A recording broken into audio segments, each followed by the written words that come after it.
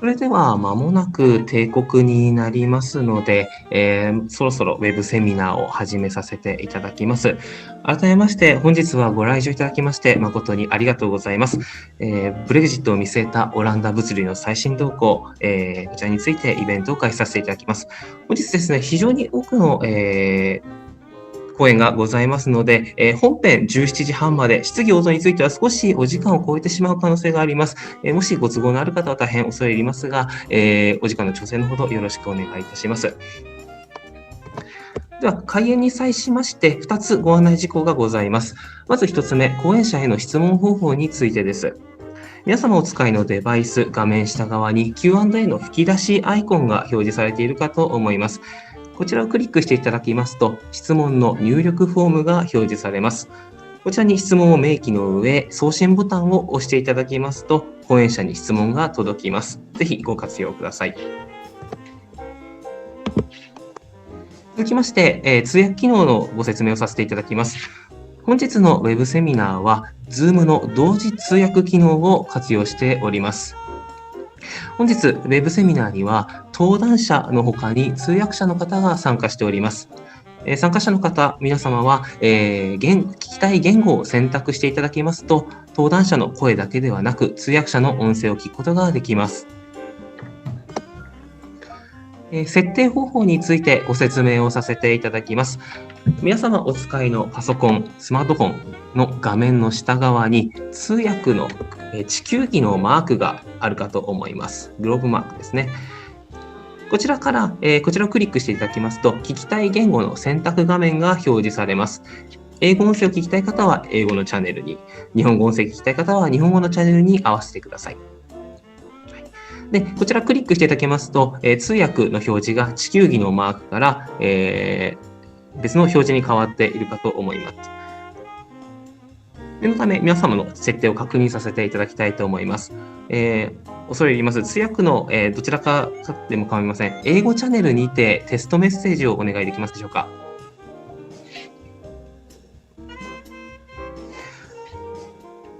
はい、ありがとうございます。今、通訳の音声が聞こえていれば設定完了です。続いて、日本語チャンネルもお願いいたします。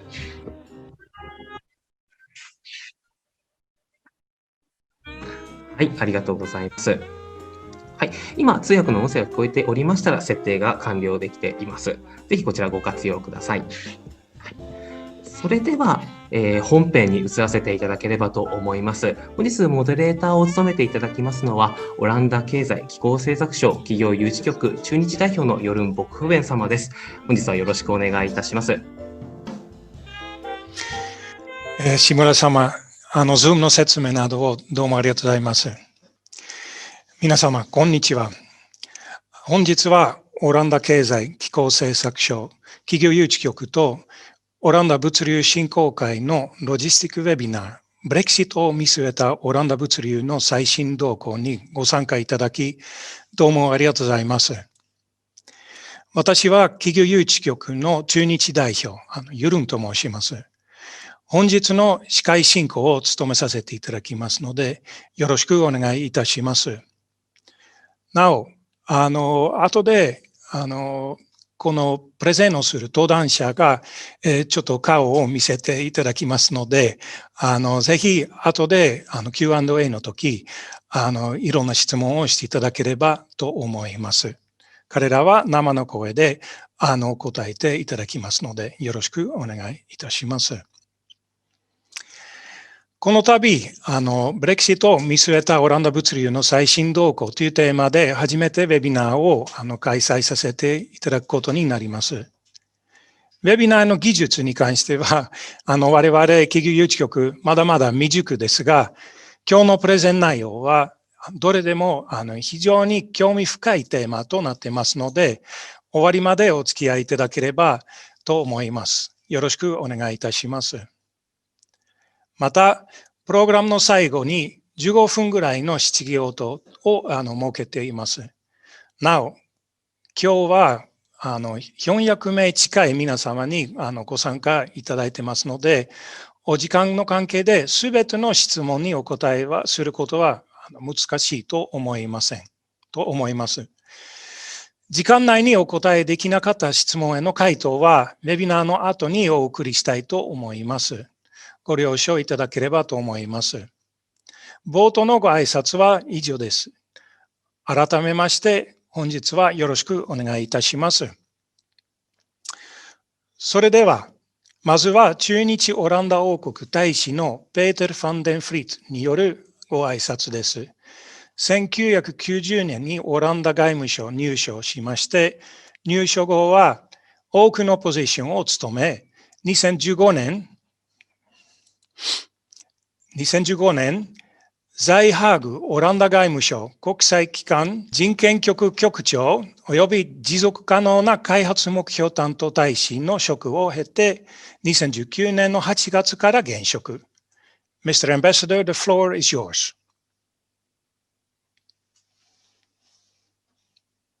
Konnichiwa. Welcome, viewers. Welcome to this logistics seminar.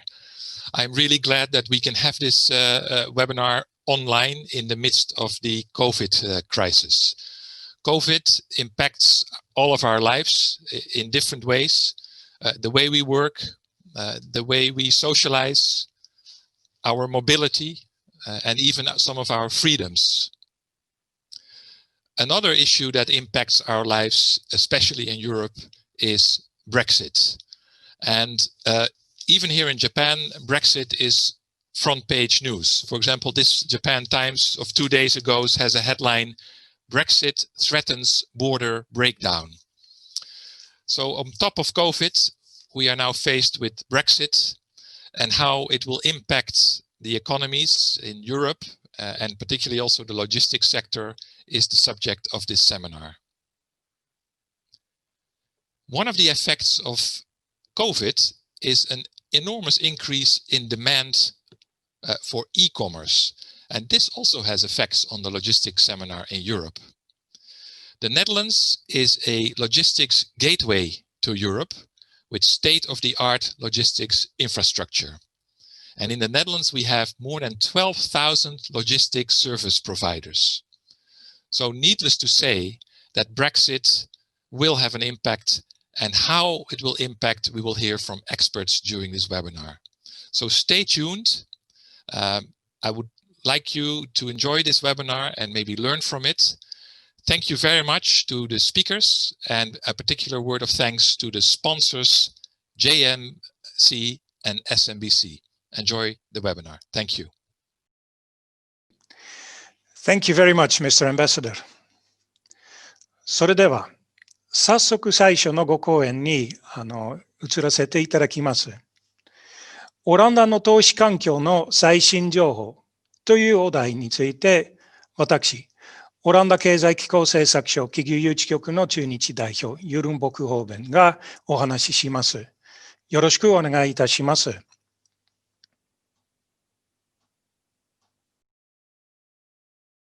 Hello, everyone. Thank you for participating in the webinar hosted by Netherlands Foreign Investment Agency and Holland International Distribution Council. My name is Yurin from NFIA, Tokyo. Actually, since this is the first time for NFIA to host a webinar, and we were thinking of not hosting the webinar this year. However, after this series of all the events that took place in the world and in Europe, I would like to report to you about the economic development of the Netherlands and changes in our environment, and we have prepared the webinar today. As for the opening today, I would like to introduce the outlook and the current situation in the Netherlands, and then provide latest information on the Japanese companies in the Netherlands. When considering to make inroads into European market as a Japanese company, I usually want to emphasize the following points: proximity to the European markets, connectivity to Europe and other continents, business environment, quality of the logistics sector, availability of talent, costs of operation, expense control is very important. Innovation in logistics, as well as employees' quality of life, is something to think about. In consideration, the Netherlands is able to meet the requirements of such companies. The reasons are: 1. The Netherlands is exactly the entrance to Europe and is the number one entry point for overseas products.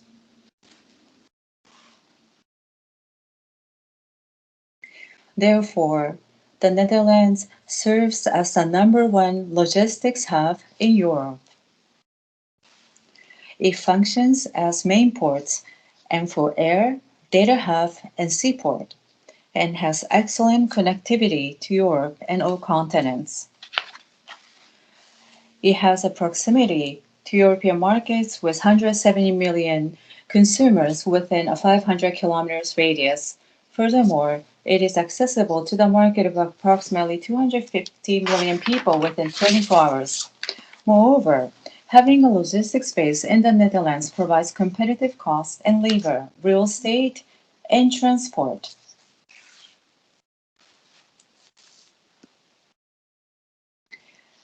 And the VAT payment deferral system, which is no VAT payment import, is an important point. The Dutch logistics sector is constantly pursuing innovation to provide efficient and effective solutions. Next, I would like to talk about the proximity to European markets. Let's take a look at the market access. The Netherlands is located almost in the center of Europe, surrounded by Germany, France, and the United Kingdom, among other countries. With the neutral position of the Netherlands location provides a perfect springboard into the European market. As I have mentioned earlier, the market with 170 million consumers within 500 kilometers radius and about 250 million consumers accessible within 24 hours.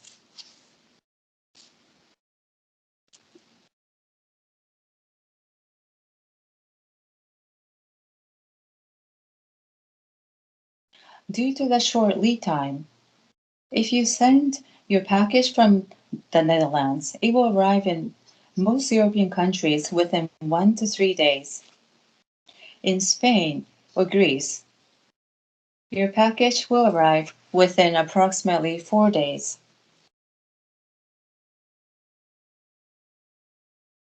So now the excellent connectivity to Europe and all continents.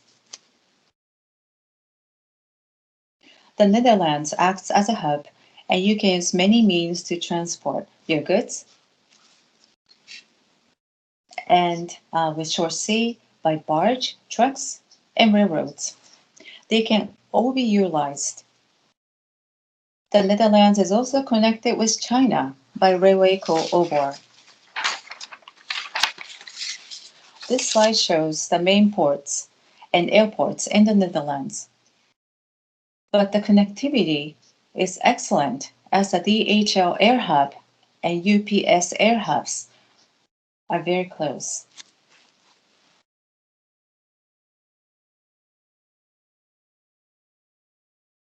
The port of Rotterdam is Europe's largest port and the largest container hub. It is the fastest way to get in and out of Europe by container ships. Compared to other seaports, the lead time is 2 to 5 days shorter. Moreover, the port of Rotterdam is expected to expand until at least 2030.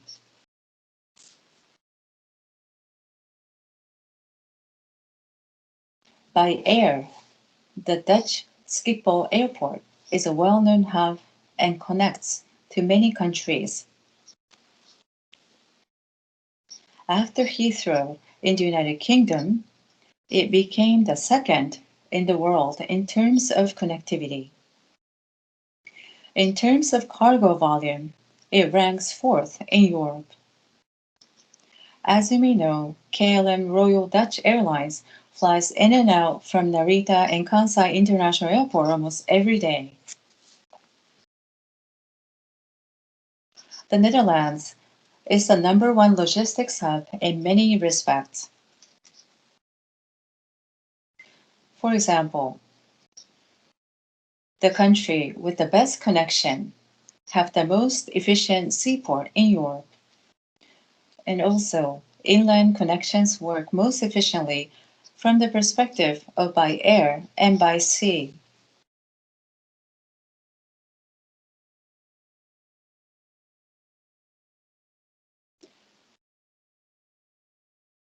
So coincidentally, the Dutch network in both physical and digital space is excellent. From a digital network perspective, the Netherlands has become the most connected country.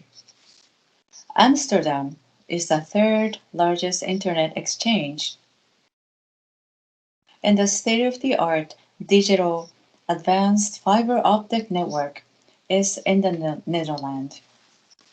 Currently, many companies have built the data centers in the Netherlands.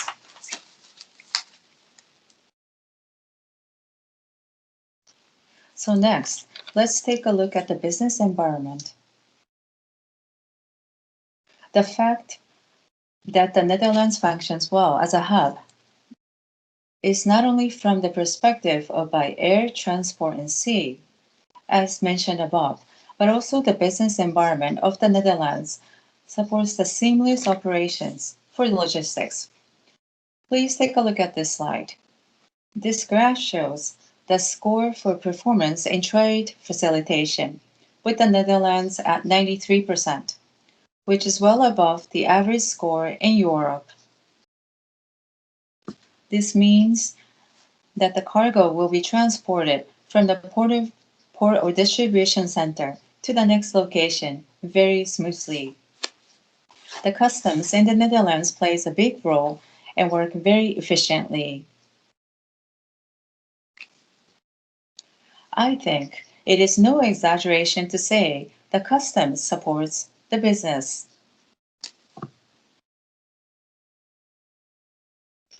Here is another positive business environment, which is V80 Deferment System. According to Deloitte Research, the Netherlands V80 Deferment System is the most attractive system for companies. The system has a large impact on cash flow and can shorten the time required for administrative work. Furthermore, the fiscal representation system that allows companies to outsource VAT filing and tax payments without an entity in the Netherlands.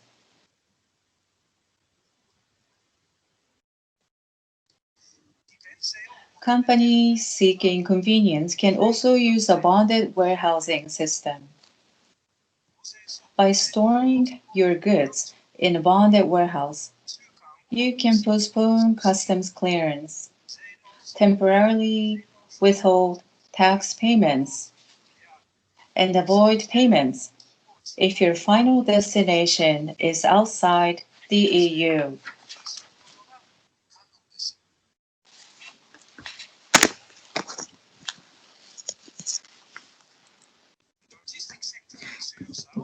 Now I'd like to talk about our strong logistics centers.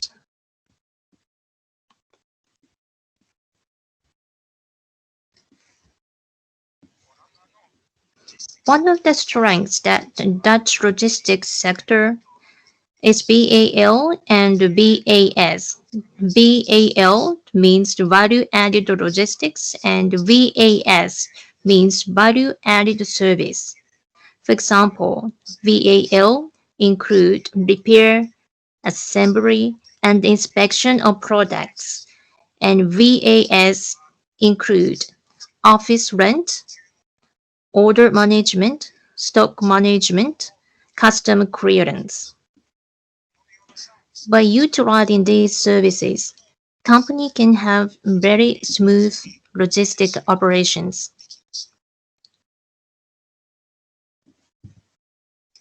Currently, many leading companies use Dutch logistics sector. So do many Japanese companies.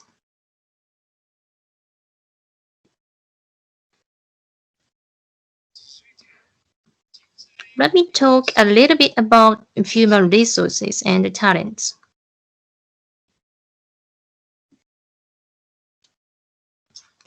The Netherlands currently has a population of 17.2 million people, out of which 9.1 million people is a working population. About 10% of them are working in the logistics sector. Generally speaking, they are well educated. We also have many migrants from other European countries, and I would say we have workforce suitable for logistics.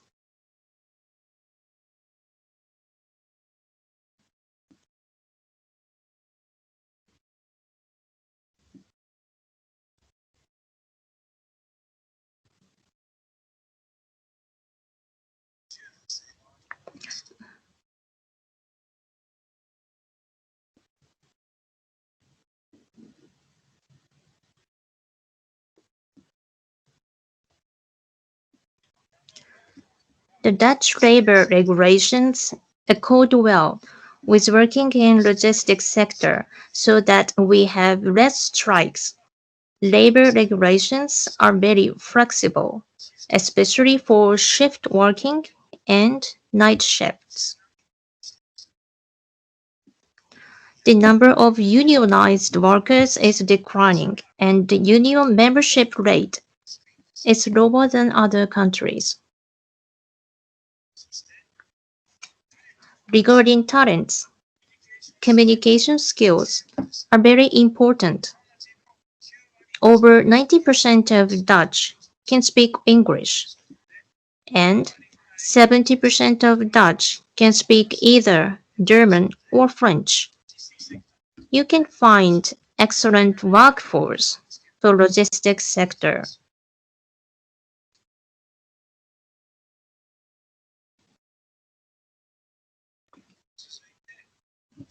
Let's think about office and operation cost now.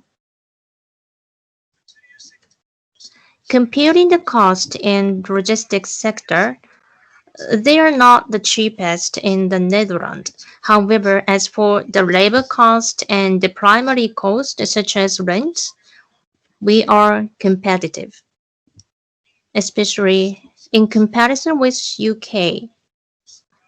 They are cheaper in the mainland Europe. Also, from the secondary cost perspective, we are the cheapest.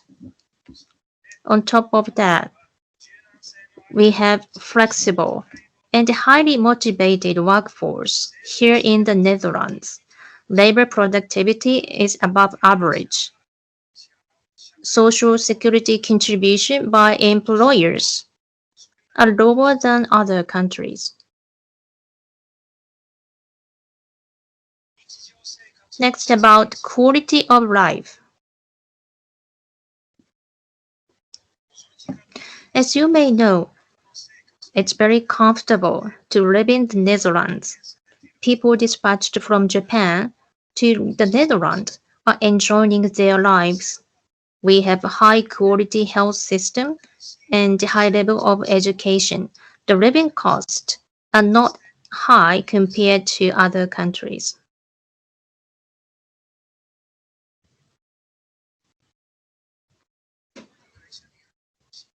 Next is about investment by Japanese companies.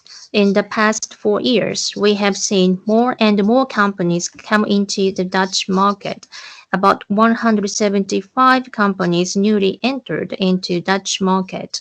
Increasing number of companies have established a European headquarters in the Netherlands. Sony, Panasonic, Kubota, and Nidec have established a headquarter function in the Netherlands. The number of acquisition of Dutch companies and joint venture by Japanese company has also increased. SMEs are increasingly coming into the European market, which I believe has something to do with the shrinking Japanese market. Japanese companies have improved their image in the Netherlands. The long-term visions of Japanese companies are highly appreciated, and the visibility of them are increasing too. In addition, Japanese culture, lifestyle, food, and way of thinking are also highly valued by Dutch people. Advancement of Japanese companies into the Netherlands. Now there are about 685 Japanese companies doing business in the Netherlands. More than 45,000 people are locally hired. Major activities of those Japanese companies in the Netherlands are marketing and sales, logistics hub, and headquarter function in Europe. There are many manufacturing sites and R&D bases as well. Currently, approximately 9,200 Japanese are living in the Netherlands. Next, about Japanese logistics. Nippon Express, Nitsu, and Yusen Logistics are expanding their warehouses or building many new warehouses in the Netherlands.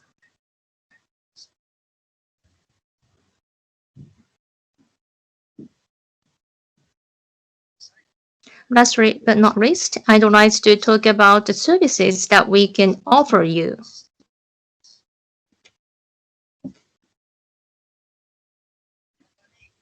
We have well-established supporting system available for foreign companies in the Netherlands, which is called Invest in Holland. Not only NFIA or HIDC, but also we have regional support system, which offer various supports to help foreign companies establish the entity in the Netherlands. So if you are planning to enter into the European market, please contact us. I believe that we can help you.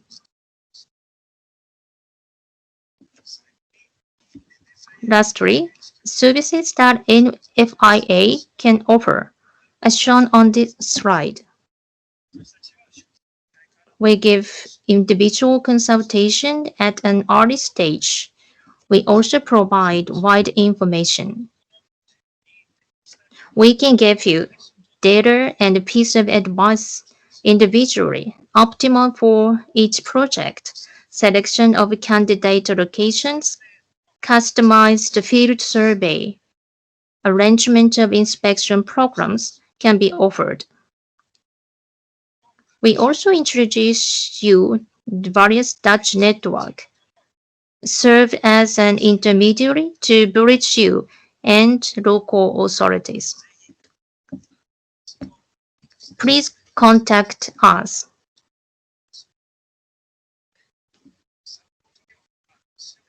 We will help you free of charge and on a confidential basis. This is my last slide. Here you can find our contact information. We are looking forward to hearing from you. Thank you for your time for my presentation. I would like to keep in touch with you.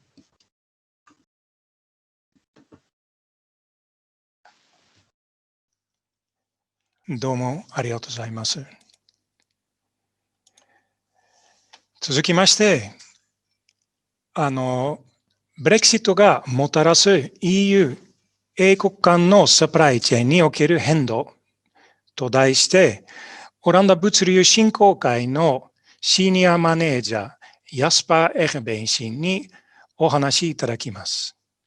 エヘベン様はサプライチェーンの分野において10年間、2017年よりオランダ物流振興会 HIDC において外国企業の欧州サプライチェーンの構築、見直しに際してのアドバイス、支援、潜在的な物流事業、パートナーの紹介を行っている。それでは、愛媛様、よろしくお願いいたします。Hello everyone and welcome into this webinar about Brexit. My name is Jasper Eggebeen and I'm a Senior Manager Supply Chain Solutions at the Holland International Distribution Council. And on behalf of the Holland International Distribution Council, I'm responsible for business development in Asia. As you all know, Brexit is around the corner. It's therefore becoming increasingly urgent to do something about your supply chain. Regardless of the possible outcome of the negotiations between the EU and the UK, it's simply useful to look at your supply chain and supply chain related matters as well, such as customs and VAT. Over the next 10 to 15 minutes, I'll cover some of these supply chain matters in more depth. So let's look at where we stand today. There's only 3 months left until the transition period ends, and there's still no agreement on the future relationship between the EU and the UK. We see that tensions and frustrations are rising due to the stalemate in the negotiation process, and the clock is continuously ticking, and the businesses are urging and insisting for a solution to provide chaos after Brexit. So will the EU and UK find an agreement in time? Who knows? But we need to focus on the consequences of Brexit. So what are those consequences? Well, we do know that Brexit affects all aspects of doing business. We see 4 topics that will certainly be affected. First, I'll start about regulations. There will be compliance checks and they will increase, and applying for the correct documentation and licenses will take longer, and the rules of origin will have to be considered. There will also be market and commercial issues. For example, EU-born citizens working in the UK and UK-born citizens working abroad will face amended requirements for work, residence, and travel. And let's also not forget working capital. Working capital, or cash, is at the center of operational and strategic decisions. As well, it is understood that cash occupied in operations suffers a tremendous risk. And last but not least, supply chains. From day one, the EU has been very firm with the UK that they're not able to produce and deliver products and services post-Brexit under the same conditions as we currently know. As part of supply chains, there will be import tariffs and border controls, and it's crucial for importers and exporters to understand the customs implications for their business. And this is something HIDC can help you with.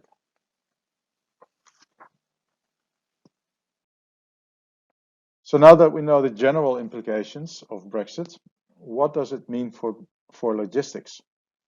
Well, if you're going to deliver or distribute goods between the UK and the EU, then you have to get started on these 4 topics.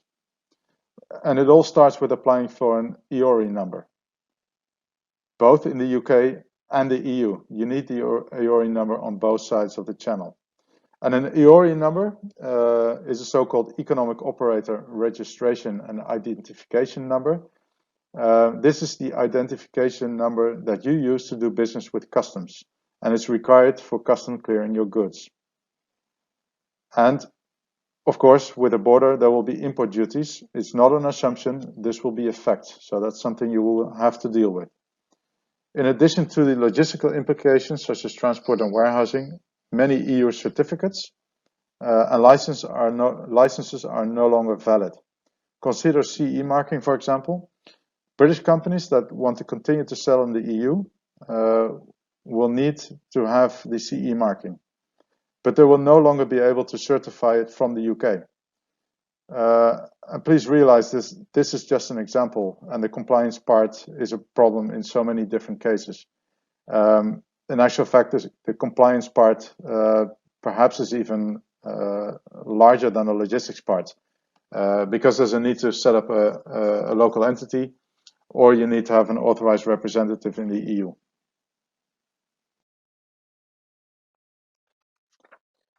So all in all, we can safely say that this will lead to more paperwork and congestion at the borders.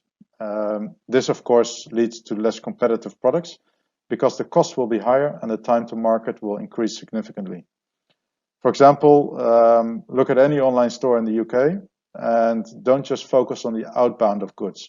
With the new border, it will be harder to promise the exact lead time to your customers, but also consider the inbound flow. When you cannot plan or efficiently manage your inbound flow to the warehouse, you will need to buffer more stock when the inbound flow lags. And that takes a lot of time and money, especially from your working capital that you cannot use for marketing and sales or growing your business. So can you do anything about it? Well, I'm glad you can. I'm glad you asked, because you can. You can optimize your supply chain. So how do you optimize your supply chain in the new situation? Well, we're going to highlight three key elements, namely customs procedures, transport, manufacturing, assembly, and warehousing. And we'll cover these three elements in the following slides. First, there are the customs procedures. As mentioned earlier, the EORI number is required for custom clearance of your goods.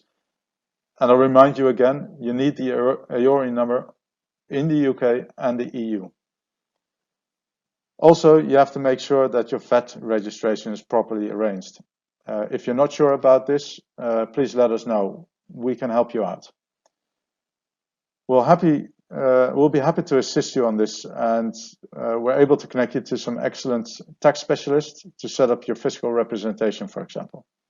This also applies for the certificates. A great number of our members can also advise you on this, so we can provide the introductions to the right people that can answer all your questions and make sure that you will be ready.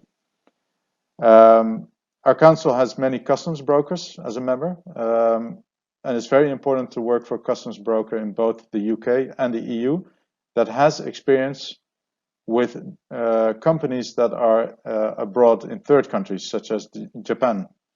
And we hear many stories about shortages of customs brokers in the UK. Please be aware that there's a lot of demand in the EU as well. So act quickly if you need a customs broker.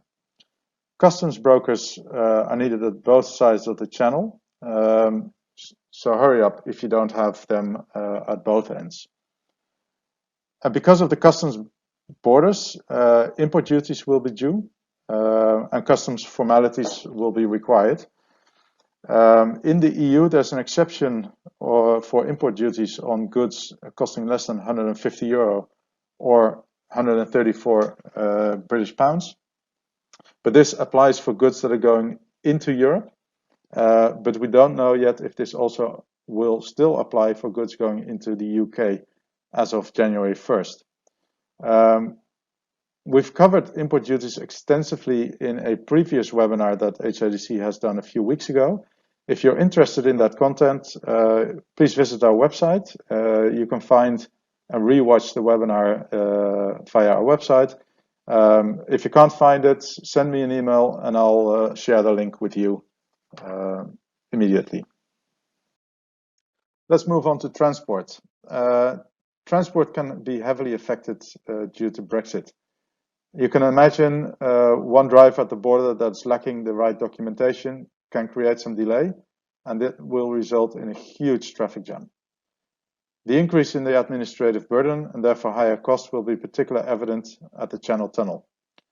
In Switzerland, where there is an optimal use of electronic messaging, they assume 2 minutes of extra time per truck, and in the worst case, 15 minutes per truck to clear the border.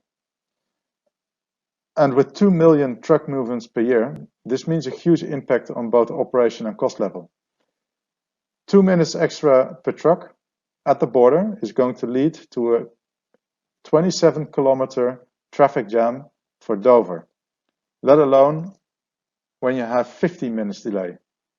So let's let that sink in again. If we have 2 minutes delay at the border, it will cause a traffic jam for 27 kilometers. So I don't want to imagine a 15-minute delay, because the traffic jam will be all the way into Europe. So you need to focus on cost reduction, and there are a number of ways to achieve this.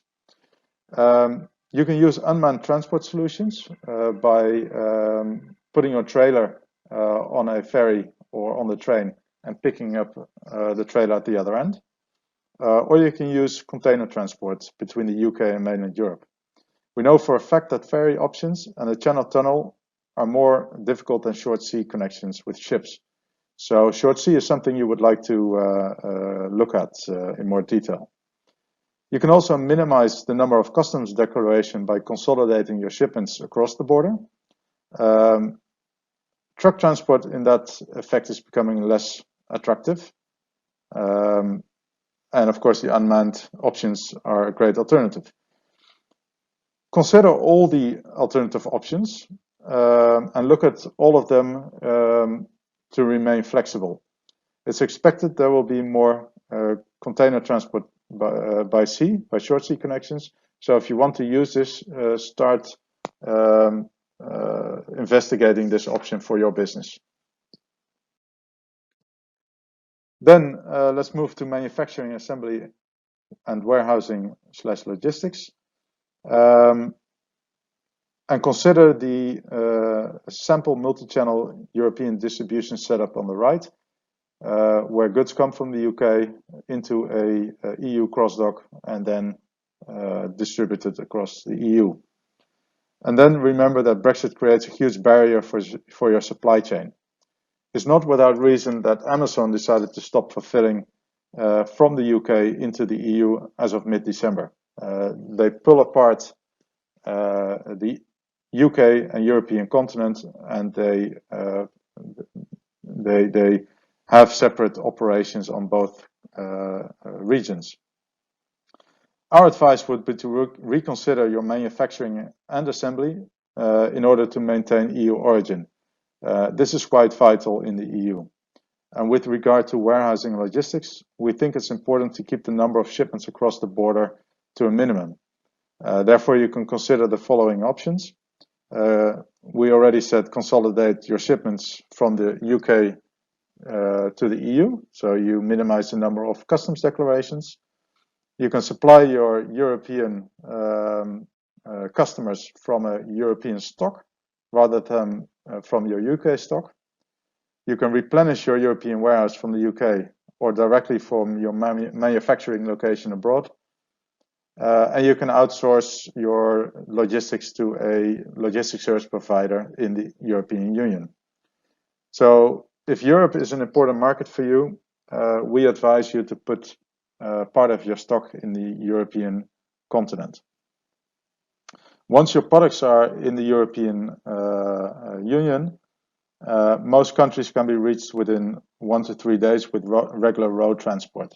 And if you use the express networks, the lead times will be shortened even more, which provides a lot of flexibility to arrange your last mile supply chain. And when both markets are significant, so when you have a lot of sales in the UK and a lot of sales in the EU, we see that companies set up a warehouse in both the EU and the UK. And depending on which market is biggest, one of the warehouses will be larger and the other one will be a satellite warehouse.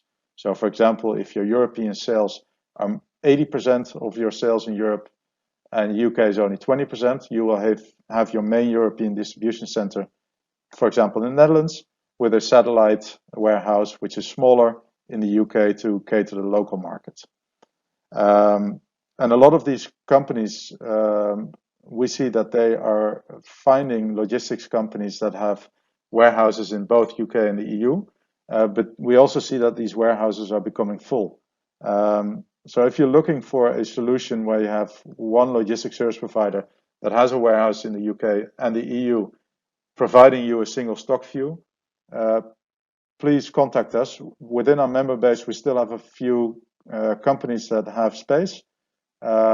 So we can help you connect with them and find this solution. So now you know which challenges there are for your supply chain. So what do you do now? What are you going to do? Well, there are many things to consider when you want to distribute your products into Europe. The Netherlands offer you great solutions, from experienced customs brokers to international road transport companies with more than an excellent reputation.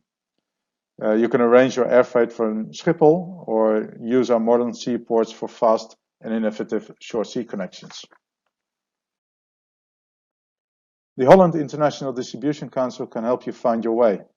We will guide you and connect you to the right partners on a confidential basis and completely free of charge. Among our members, you will find ports, fiscal specialists, supply chain professionals, regional development organizations, and more than 150 logistics service providers of different sizes and varying specialisms. Every year, we help around 400 international companies that are looking to set up or restructure their supply chain. So we have a lot of experience, and we like to share our knowledge to help you set up your supply chain for after the Brexit. We have a logistics background, so that means that we can assess your and understand your specific needs, and that allows us to connect you to the right partners you are looking for. I'm really looking forward to get in touch with you and to work together to keep your supply chain optimal for 2021 and to help you maintain or even increase your turnover next year. So why is the Netherlands the best choice to establish your European warehouse?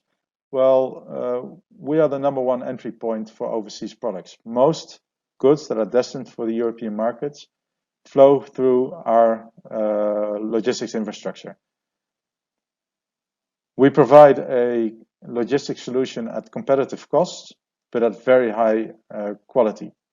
And if you look at the geographic location of the Netherlands, it's quite uniquely situated right in the middle of all the European customers. So there are 170 million customers within a 500-kilometer radius, and this represents the bulk of the EU spending power. So if you want to conquer the European market, these are the customers you are looking for. We have excellent main ports with Schiphol and Port of Rotterdam, and via the postponed accounting, so VAT deferment, we provide a cash flow benefit on importing your goods into Europe.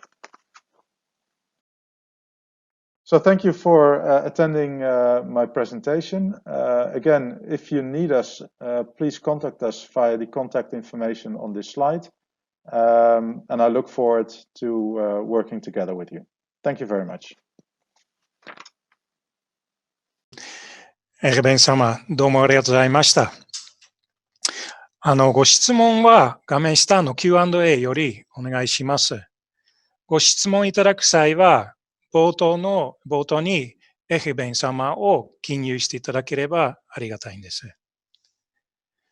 それでは、続いては、Brexit により、見込まれる VAT 付加価値税と税関への影響に対して、グラント・ソーンストンのシニアマネージャー、ロバート・ヤン・ブレットハワーがお話しします。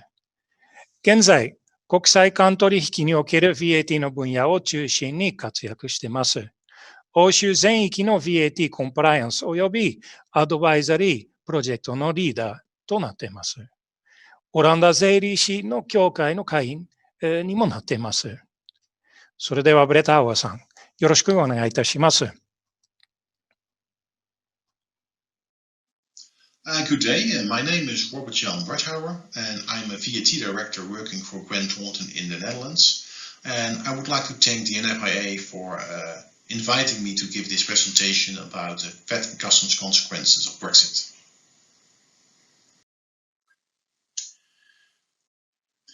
Since the 1st of February 2020, the United Kingdom has left the European Union and has become a third country, or so-called a non-EU member state.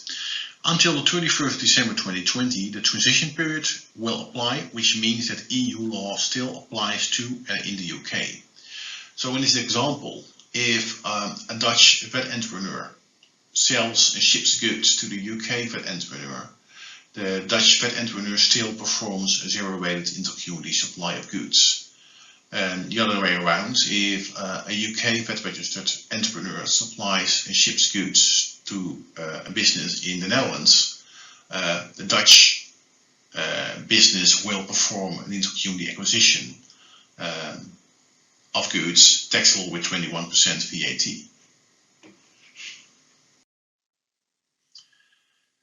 As of the 1st of January 2020, the EU law in the field of VAT and in particular the EU VAT Directive no longer apply to and in the UK.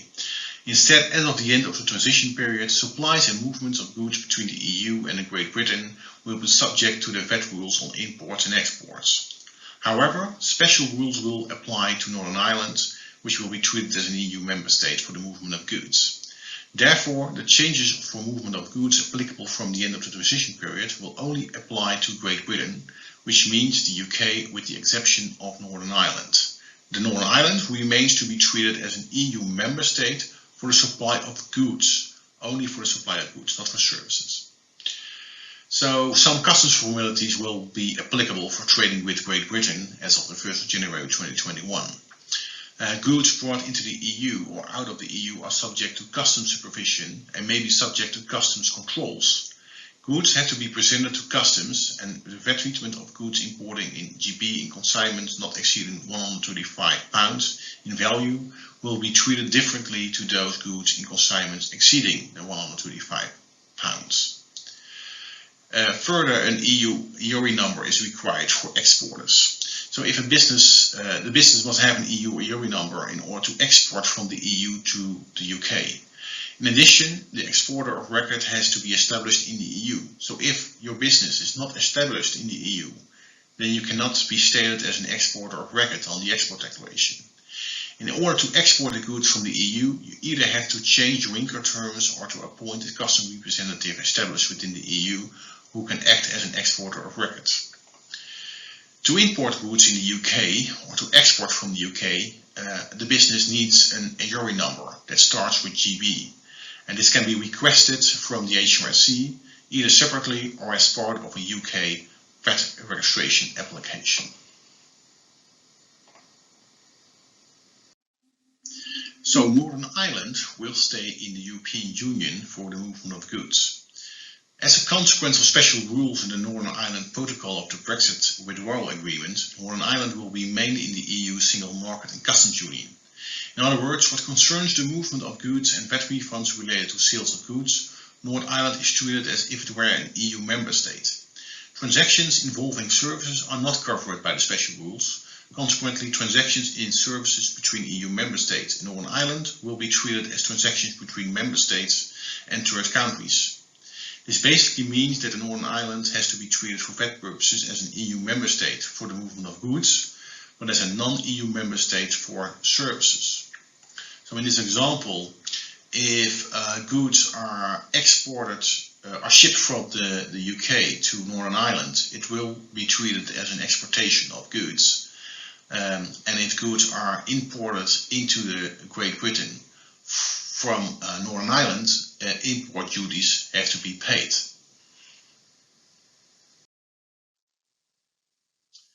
A similar item is applicable in respect of Ireland and Northern Ireland. So if a North Irish VAT entrepreneur purchases goods which are shipped from Ireland, the North Irish company performs an intercompany acquisition of goods in Northern Ireland. And if a North Irish company sells and ships goods to an Irish business, it would qualify as a zero-rated intercompany supply of goods, even that Northern Ireland and Ireland is not part of the same country, of course. So if a business trades with UK in respect of services, then the changes are not so fundamental. However, the VAT treatment of certain sectors, major changes will take place. For example, providers of B2C digital services who currently use the Mini One-Stop Shop for reporting VAT in the EU, may need to register for VAT, appoint a fiscal representative, and to meet the requirements of making tax digital in the UK.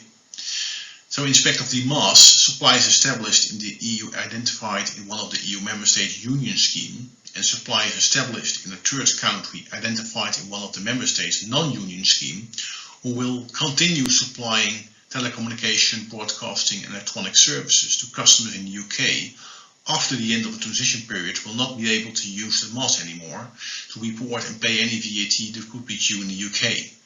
And that means that they will have to comply with the rules applicable in the UK. The B2C supplies of the telecommunication, broadcasting and electronic services provided by businesses established in the UK who will continue supplying TPE services to customers in the EU will have to switch to and make use of a non-union scheme. There are also some customs considerations, of course, which should be taken into account. If a company imports products, you have to pay customs duties and import VAT upon importation. That means that if you import products, let's say in the Netherlands, and then those same products are shipped to the UK, you have to pay customs duties and import VAT again in the UK. And there are ways to avoid that, for example, by using a customs bonded warehouse.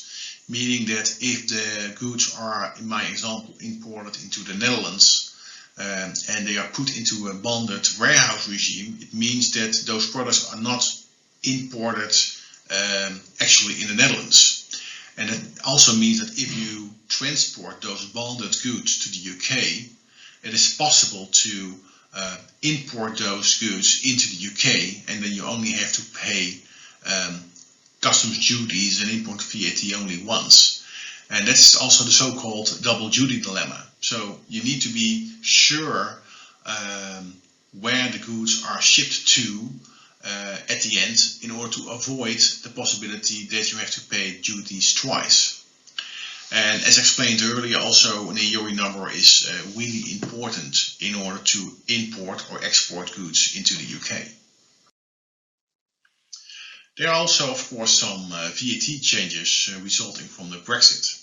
So one of them is the import VAT deferral, and in the UK they call it the postponed accounting regime. So the postponed accounting means that import VAT will be declared and recovered if all input VAT, of course, is deductible on the VAT return for the month when the goods were imported, rather than businesses having to pay the VAT upfront on the border and recover it later. And this simplification gives a cash flow advantage and is also called import VAT deferment to the VAT return or VAT reverse charge on importations. In essence, the arrangement will be available for all imports, not just those arriving from the EU as a result of Brexit. Any importer will be entitled to use postponed accounting and does not require prior authorization. And there are a number of conditions, however. The goods being imported must be for use within the importer's business, and the importer must declare his GB EORI and VAT registration numbers on the import declaration. Consequently, the business would need a UK VAT registration from the 1st of January 2021 to benefit from postponed accounting on import in the UK. Should the business not be UK VAT registrable following the end of the transition period, unfortunately it would not be able to take advantage of postponed accounting. Instead, VAT will be due on goods and payable when they enter the UK. Of course, once the transition period ended, UK is not part of the EU anymore, and also no EC sales listings will have to be filed. In principle, the idea was that also Interstart declaration is not required anymore to be filed. However, the HMRC will continue to require that all UK VAT registered businesses currently required to submit monthly Interstart declarations to carry on submitting these from the 1st of January 2021 to the same timelines as currently required. So if the business is currently registered Interstart businesses, or in the coming year you exceed the Interstart exemption threshold, which is £1.5 million for EU imports, arrival and or £250,000 for EU exports, dispatches, then you must submit Interstart declarations in 2021 for the following movement of goods. That's our goods imported into Great Britain from the European Union, goods imported into the Northern Ireland from the EU, and goods exported from Northern Ireland to the EU. But it is no longer required, or it's not required to submit Interstart declarations for goods exported from the UK to the European Union. Next to that, of course, the European Union introduced some quick fixes like the consignment stock simplification, and those simplification measures can no longer be used after 2020, as of 2021, because the UK is not part of the European Union anymore. The same applies for the simplified regulation scheme, which could avoid having to register in a certain member state if goods are directly shipped from member state 1 to member state 3.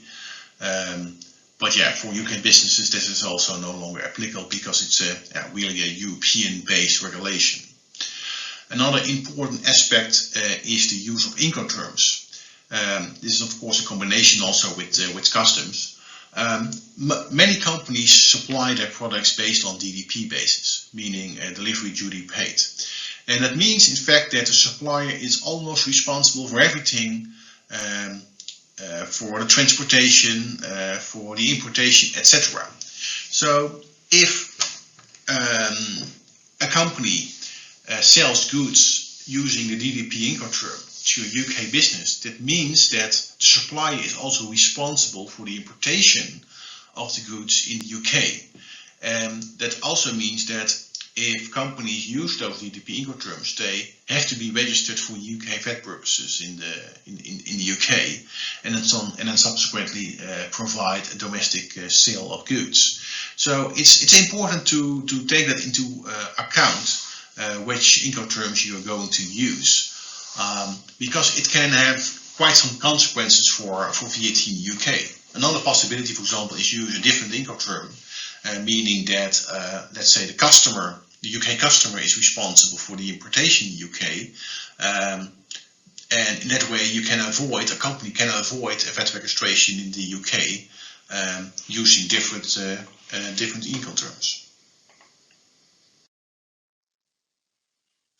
So if you look into a Dutch perspective, of course, the whole Brexit can result in a situation where companies are looking to set up a company in the European Union in order to still do business in the European Union and make use of all the benefits of the EU VAT regulation. So, for example, setting up an entity in the Netherlands is rather quick and easy, and no real large capital requirement is applicable. Even a share capital of €1 should be sufficient. It's also rather quickly incorporated. It can take a few weeks, but then you have your own Dutch BV. And a big positive aspect of having a Dutch entity is that you can get an import VAT deferment license almost for free. There are no any additional conditions in order to get the import VAT deferment license in the Netherlands. Next to that, you also have to, of course, import products on a regular basis into the Netherlands, and no fiscal representative is required in order to get that import VAT deferment license in the Netherlands. So, UK businesses can also register, of course, as a non-established entity for VAT in the Netherlands. It is a so-called direct registration, so that means that no direct requirement to appoint a fiscal representative is required. But of course, appointing a fiscal representative can be beneficial to make use of certain VAT incentives, like an import VAT deferment license. Important in that aspect is that the Dutch tax authorities require a guarantee amount to be set with them, which they will keep for 5 years after the fiscal representation will end. But if the import values are significant, substantial enough, it's really worthwhile to look into the opportunity for a non-established business to request a VAT deferment license by also appointing a fiscal representative. So for the Netherlands, of course, it's really a hub for Europe. We have outstanding logistic facilities. We have a lot of freight forwarders who can make it easier for you, for the companies to burden the customs compliance.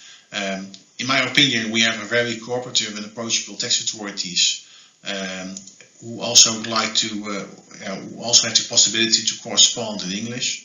A big advantage in the Netherlands as well is that we have quarterly VAT filings instead of monthly or bi-monthly like in other EU member states. So the compliance costs can be low. If your company results in big VAT refunds, of course, it's always possible to request a monthly VAT filing obligation if that's better for your situation. And of course, in the Netherlands, the Dutch tax authorities release the VAT refunds rather soon. So VAT refunds are not carried forward to next periods until you have some taxable turnover. No, if a VAT return results in a receivable amount, you will get that refund rather quickly from the Dutch tax authorities. So yeah, how can Grant Thornton help companies in respect of Brexit? Yeah, of course, important is that the goods are kept moving between the European Union and the UK. Time is still limited, but yeah, still actions can be taken.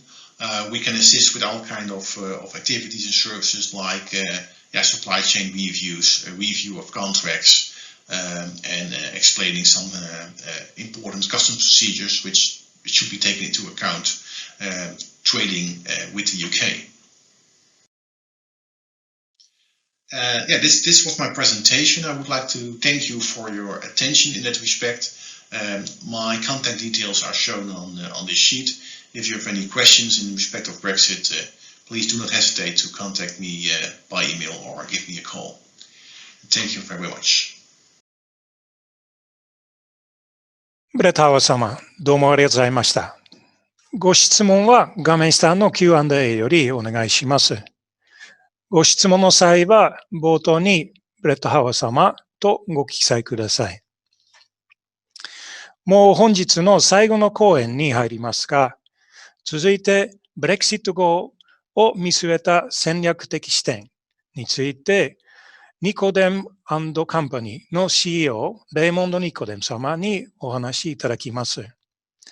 ニコデム様は、ブレクシットに関する卓越した知識と解説で定評。米国企業において取締役として欧州事業の統括、KPMG のシニアパートナーとしても活躍していた。独立して、今、コンサルタントとしての活動は17年以上にわたります。それでは、ニコデム様、よろしくお願いいたします。We are very honored to present you the insights on the effects of Brexit.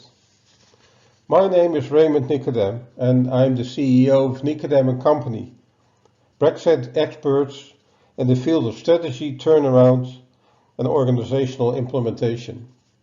And I will guide you through the effects of Brexit during this presentation. Now, looking at the timeline and looking at the time between the referendum and the negotiations on the withdrawal agreement and the political declaration, looking at the length of the process and the large frictions which occurred during that process, and that's not only between the UK and the EU, but also internally in the UK's parliament. Now, that sheds any light of the process of the negotiations on the trade agreement. Lots of time's passed already, and very little time is left to reach any type of agreement.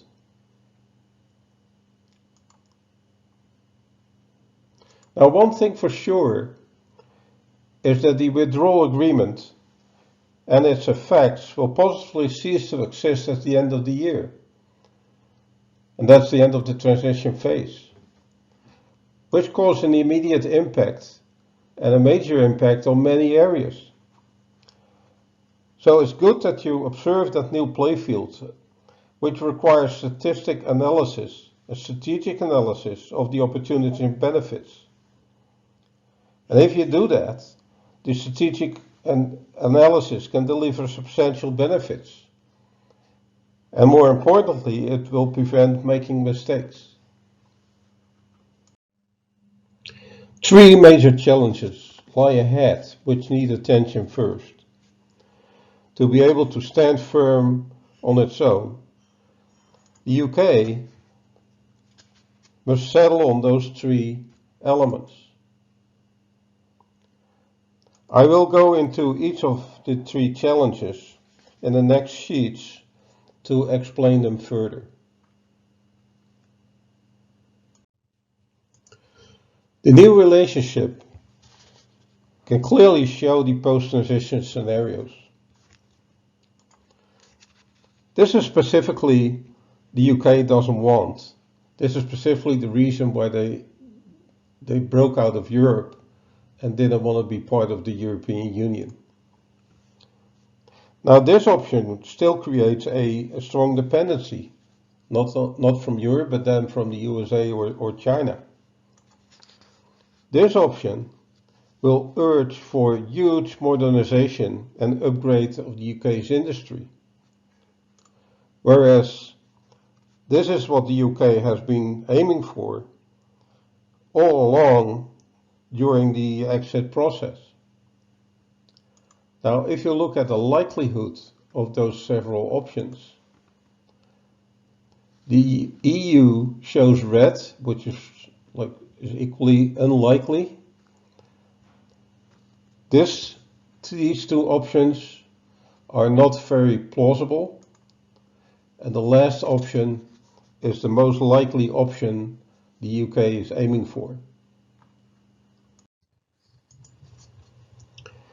When the UK joined the European Community in 1973, most of the British trade laws were replaced by European laws.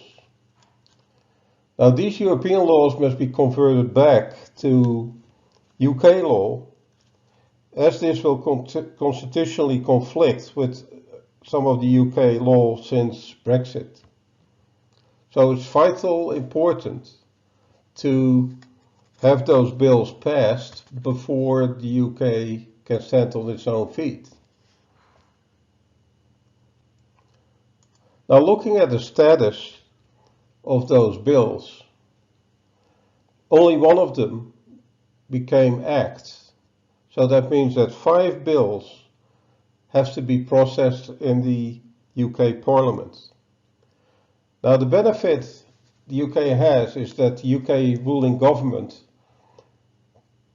can swiftly deal with those matters. But nevertheless, there are still 5 outstanding.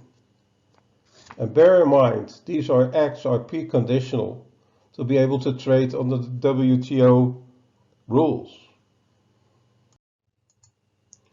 The newly introduced UK Internal Market Bill really rages over all outstanding issues in the negotiations between the UK and the EU. It's the Internal Market Bill.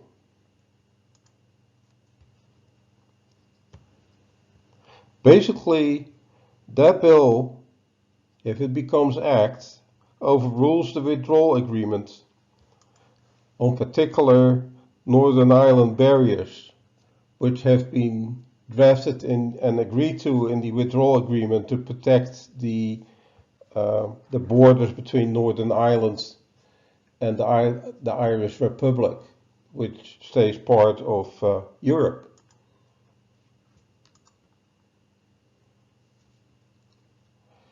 There has been raised concerns in the House of Lords because of its illegality, its structural limitations, and the threat to the Union.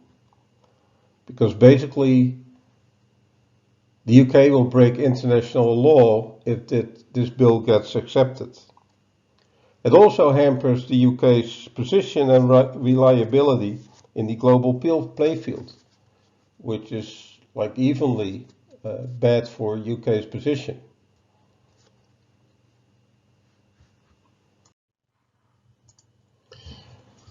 Now, officially, the UK applied for a WTO membership. Currently, the UK is member of the WTO through the European membership.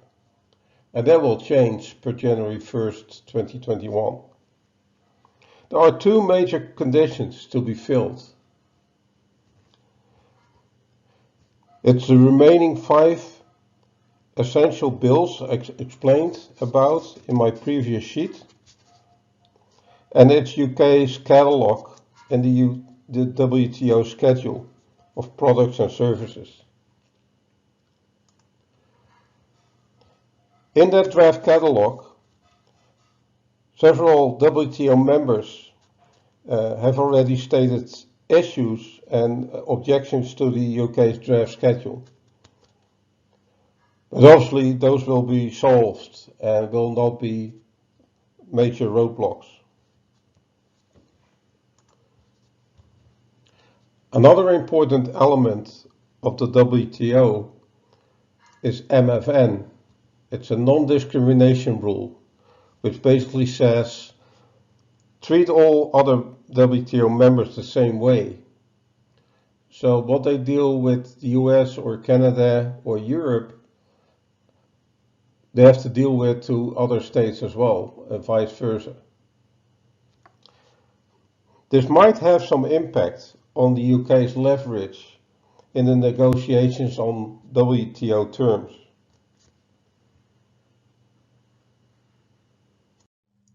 WTO organization might also have effects on the UK plans. To settle disputes on matters require a fully functional WTO organization. But the matter is, the WTO dispute settlement body, which is a part of the ministerial conference, is currently non-functional. This is mainly caused by the blockage of funding by US President Trump. An interim solution has been set for this. So to keep UK's influence at the WTO table, the UK has been taking several steps. But remind yourself, in all things are still in the way before the UK can take a full functional membership of the WTO. And obviously that's the best position for the UK to operate, and that's the best position for all other members of the WTO to operate with the UK. Important to address here is that recently the UK and Japan signed an economic partnership agreement, the so-called EPA. It's important because UK has been a hub for Japanese business to the European market. So why is it important for the Japanese business? First of all, smooth transition from the Japan-EU EPA after January 1st, as the UK leaves the European community. By then, maintaining UK market access, covering the investments and achieving continuity. For the UK, it's a political topic. It's the first post-Brexit agreement, but it's 95% identical to the current EU-Japan EPA. It has to be ratified by the UK Parliament, becoming into legal force. Now, what are the main differences versus the EU-Japan EPA? The UK accepted reduction in tariffs on specific automotive and rail manufacturing and investments. The UK allowed for a lower threshold of automotive components and the extended cumulation of EU inputs, the so-called rules of origin. But then bear in mind that the trilateral cumulation with the EU is still unresolved. So these rules of origin would require agreement, as the UK is still part of the wider and larger EU value chain. And it's very unlikely that the EU would provide such concession to the UK that could bring a competitive edge to the UK.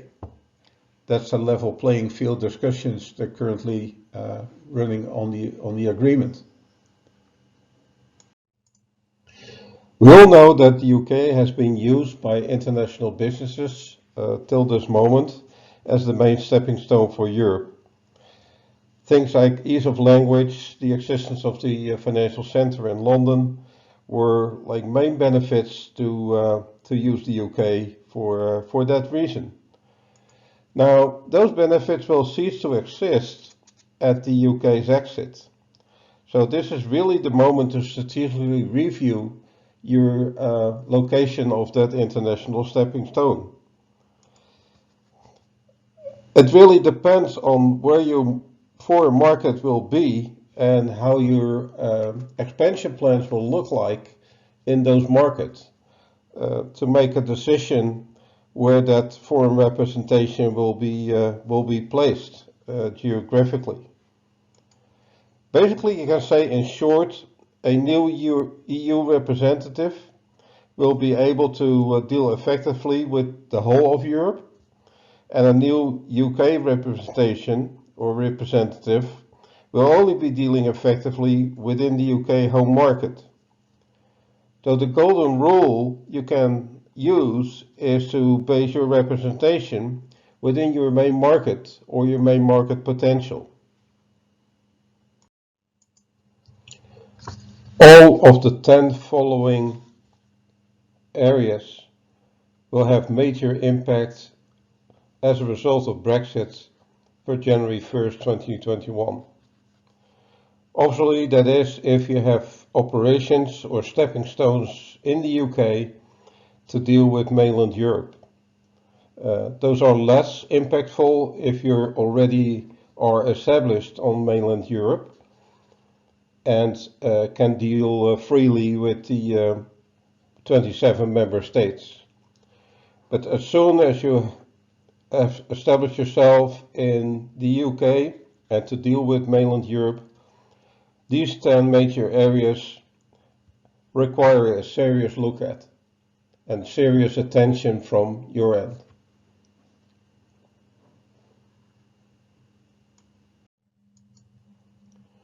To prepare yourself on the operational, tactical and strategical areas will gain strength on your powers to mitigate the effects. I will touch on the steps you can take in your own organization to empower yourself to overcome the negative challenges and to empower yourself to make use of the opportunities.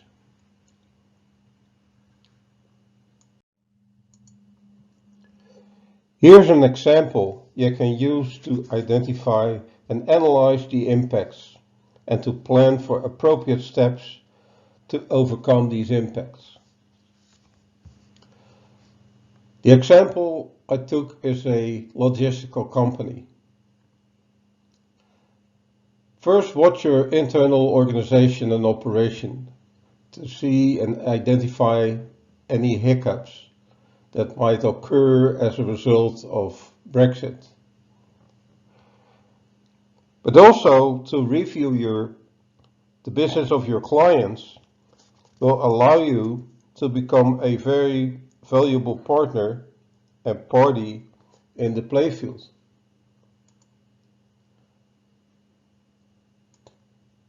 To take action plans from both your own company and the companies you're doing business with or provide services to will make you a valuable partner that they can turn to for solutions in this complex playfield. This is your opportunity to add immediate value to yourself and to your clients in the post-Brexit playfield. Your competition is also on the watch. We are very honored to have presented you these important insights. We are ready to assist you. I will meet you in the Q&A session of this webinar and look forward to your questions.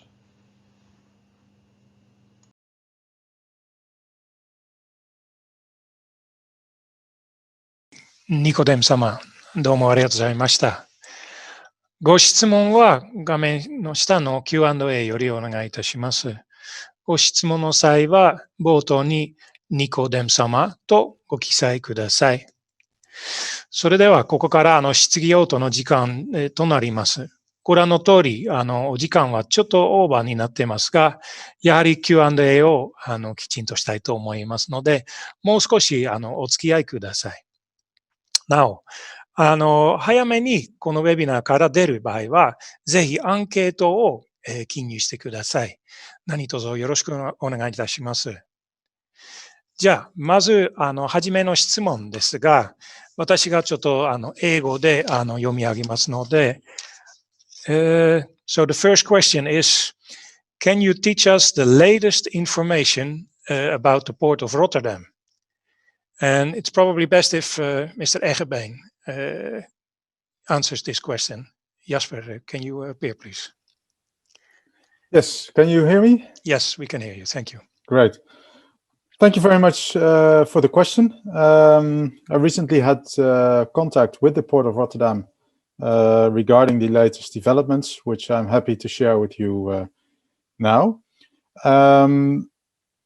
The Port of Rotterdam indicated that of the 54 million tons of goods being traded between the Netherlands and the UK on an annual basis, 80% of those goods flow through the Port of Rotterdam.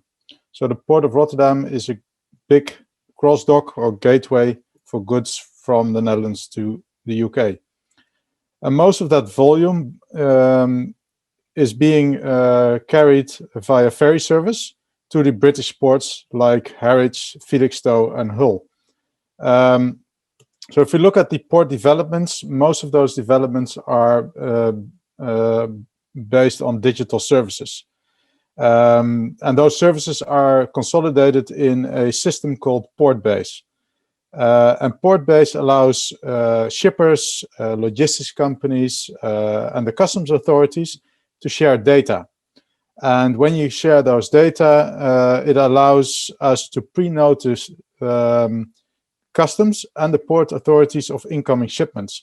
So customs can evaluate containers coming in, which are still on the ship, and by the evaluation, determine which containers can flow through directly and which ones need inspection. So it allows for swift evaluation and swift forwarding of shipments towards the end destination. And the Portbase system is available for shipments to the British ports. But remember that in essence, ferry terminal operators after Brexit will only allow trucks on board that have submitted a digital pre-notification of their cargo via Portbase. So if you are shipping a lot of trucks or containers via short sea to the UK, make sure you use the pre-notification of Portbase. The pre-notification avoids delays at the terminal and ensures export to the UK can continue smoothly after Brexit. But this, what I'm talking about, is the Dutch end, and it's still unclear how it's arranged at the British end. But at least the Port of Rotterdam and the Dutch logistics infrastructure is making sure that on our end, the systems are in place to ensure fast customs and quick forwarding of your shipments to the UK. I hope that answers the question. Okay, Mr. Eggebeen, thank you very much for your answer. Then I would like to go further to the next question. We had some questions which were quite similar. Maybe I think this might be best answered by Mr. Nicodem, but we had a question like how the logistics situation will be between the Netherlands and the UK after Brexit, and then especially changes in custom clearance procedure between UK and the Netherlands after Brexit. Can you give me an answer on that, please? Sure, I will be happy to. Well, the situation is that typically the UK has been, as some of the other presenters have indicated, the main hub between foreign countries like Far East and the United States and the Netherlands. So a lot of material and goods are flying back and forth from the UK to the mainland Europe and even back. You typically see that in automotive and like industrial type of business. So with the free flow of goods and the free flow of without quotas and tariffs, that's never been a problem. So even components are flying back some 4 times between the UK and mainland Europe and back.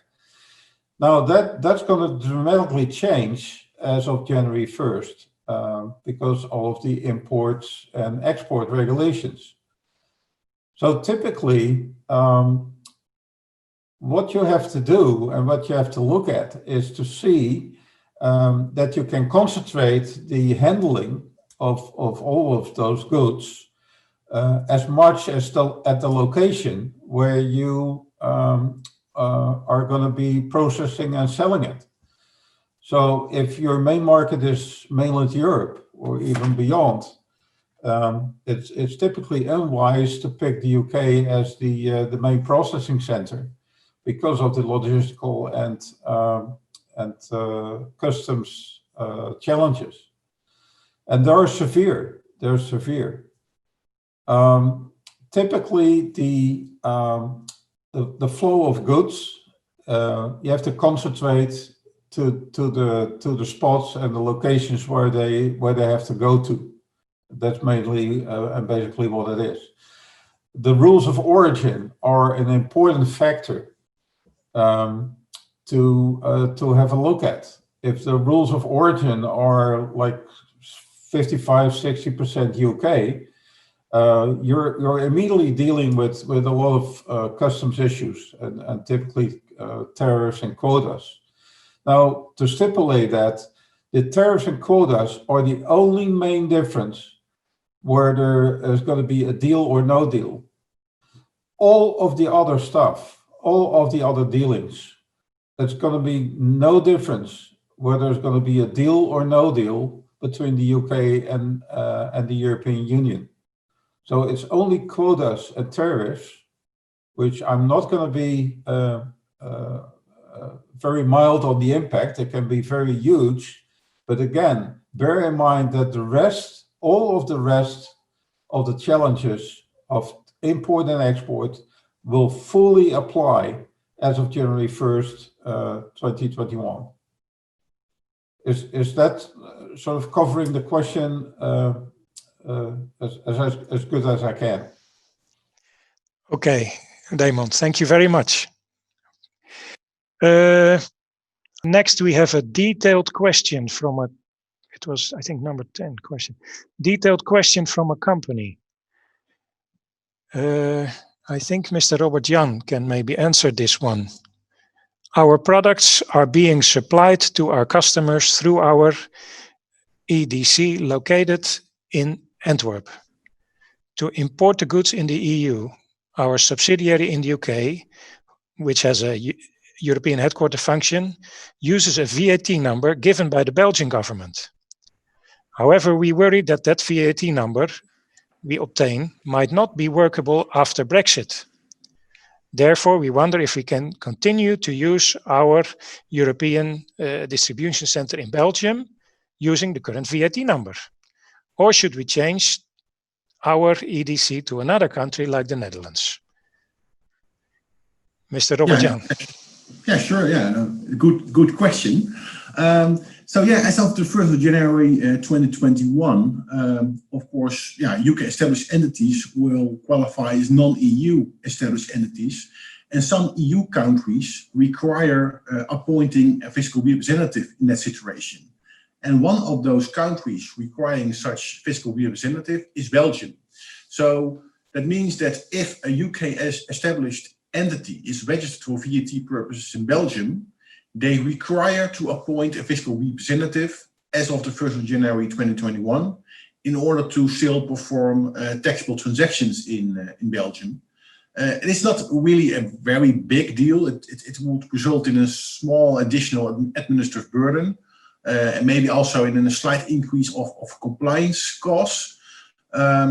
But it is not that much of cost which will be involved. Of course, if it's difficult to appoint a fiscal representative, then you always can decide to move your EDC to a different EU member state in which such fiscal representative is not required, like the Netherlands, but it is not necessary. You can still use your Belgian VAT number. The only thing which should be done is that a Belgian fiscal representative has to be appointed. Okay, Robert Jansson, thank you very much. I just got in another question. Maybe it's also good if Robert Jan, if you can answer that one. Mm-hmm. It's especially, this one is addressed to you also. If we have a bonded warehouse in the Netherlands, but no exporter, which means that they are not really registered as an exporter in the Netherlands, probably. Is there a way to continue shipping to the UK without establishing a company in the Netherlands after Brexit? Yes, so if you use a bonded warehouse regime, that means that those products are not in fact imported into the Netherlands, so they remain under customs bonded regime. And if you then move those products from the bonded warehouse in the Netherlands to the UK, you won't see that transactions, in fact, for customs or VAT purposes. So you don't need to set up a company or a business in order to arrange that. It would be sufficient to, of course, use the logistics company providing the bonded warehousing regulation or the bonded warehouse in order to get those products into the UK. Okay, Robert Jan, thank you very much for answering this question. I think it has become time. We have to close today's webinar. I will change again back to Japanese for this. もう残念ながらなんですけど、もう時間になりました。本当に皆様ご回答ありがとうございました。また、やっぱり今、未回答の質問がまだありますけど、私たちはこの後、やはりメールで皆さん宛に、この質問をお送りしたい、と思いますので、はい、もう少々お待ちくださいませ。これで、オランダ企業誘致局とオランダ物流振興会のロジスティックウェビナーが終了になります。最後に、オランダ経済機構政策省企業誘致局からのメッセージとして、今後もこのようなウェビナーをシリーズとして定期的に行いたいと思います。ご覧になっているスライドに我々のサービス内容がやはり詳しく書いていますので、どうぞご遠慮せずに声をかけていただければと思います。オランダにおけるネットワークは大きいんですので、きっと何らかの形でお手伝いできると信じております。よろしくお願いいたします。このオランダ経済機構政策省企業誘致局の連絡先となる最後のスライドで、本日のプログラムは以上となりますが、ウェビナーから退出いただくと、アンケートの画面に移りますので、ぜひご感想を教えてください。それでは、これをもちまして本日のウェビナーを終了したいと思いますので、ご参加をどうもありがとうございました。失礼します。はい。改めましてご清聴いただきまして誠にありがとうございました。こちらのお部屋はですね、あと5分ほど開けさせていただきます。はい。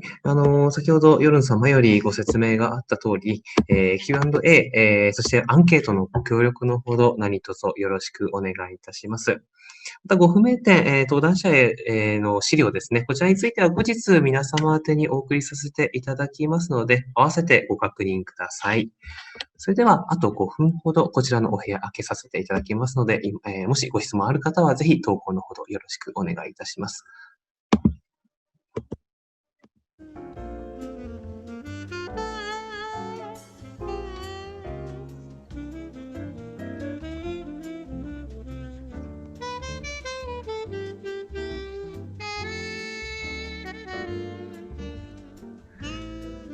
でまして、本日はご来場いただきまして誠にありがとうございました。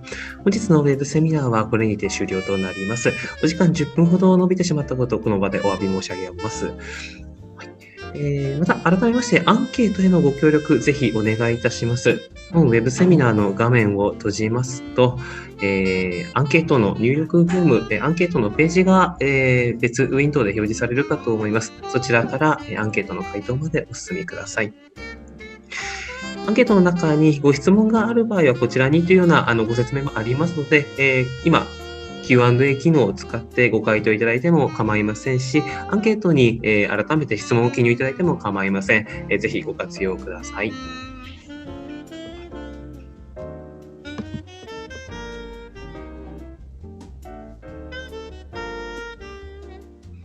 本日の資料ですね、最短で明日には皆様宛に届けられるかと思います。少なくとも週明けには皆様のお手元に、本日の投影資料が、PDF という形で届いているかと思いますので、ぜひご活用ください。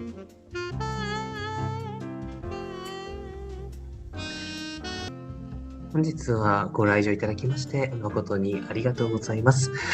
まもなくお時間になりますので、こちらのこちらのウェブセミナーのルームは閉じさせていただければと思います。